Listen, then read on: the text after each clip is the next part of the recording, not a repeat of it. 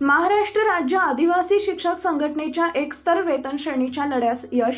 आदिवासी व नक्षलग्रस्त क्षेत्रात कार्यरत असलेल्या कर्मचाऱ्यांना देय असलेले एकस्तर वेतन श्रेणीबाबत शासन परिपत्रक 29 फेब्रुवारी 2024 नुसार आदिवासी भागात कार्यरत असलेल्या काही कर्मचाऱ्यांनी त्यांना आश्वासित प्रगती योजनेचा लाभ लागू झाल्यानंतर त्यांना दिलेली एकस्तर वेतन श्रेणीचा लाभ काढून घेण्यात आल्याने प्रशासनाविरोधात उच्च न्यायालय मुंबई इथं रीट याचिका दाखल केली होती।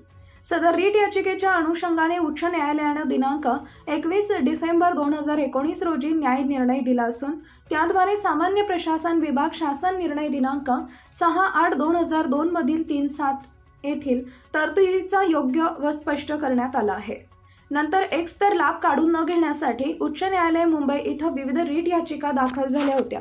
त्या अनुषंगाने उच्च न्यायालयाने रीट याचिकांच्या अनुषंगाने सर्व कार्यालयांना निर्देशित केले। सर्व पदांसाठी एकस्तर वेतन श्रेणी आदिवासी व नक्षलग्रस्त भागात काम करणाऱ्या शिक्षकांना 29 फेब्रुवारी 2024 च्या GR नुसार लागू झाले। परंतु काही पंचायत समिती सदर जिल्हा परिषद नाशिक यांच्या पत्राशिवाय पुढील कारवाई केली जाणार नाही यासाठी वारंवार कारणं देत होती। त्या अनुषंगाने आपल्या महाराष्ट्र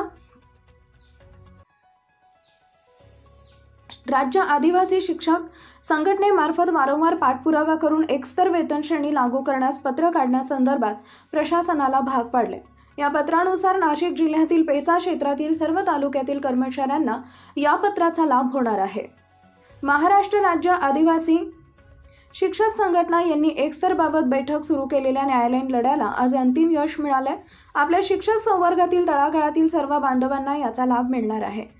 विशेष म्हणजे जोपर्यंत आपण पेसा क्षेत्रात कार्यरत आहोत तोपर्यंत एकस्तर वेतन श्रेणीचा लाभ मिळणार आहे। या आपल्या संघटनेच्या उक्तीनुसार संघटनांचे संघर्षाचे सर्वजण भागीदार आहात। त्याबद्दल महाराष्ट्र राज्य आदिवासी शिक्षक संघटना राज्य अध्यक्ष भागवत धूम व जिल्हाध्यक्ष मोतीराम भोये यांनी महाराष्ट्र राज्य आदिवासी शिक्षक संघटना सर्व शिलेदार यांचे मनापासून आभार मानले।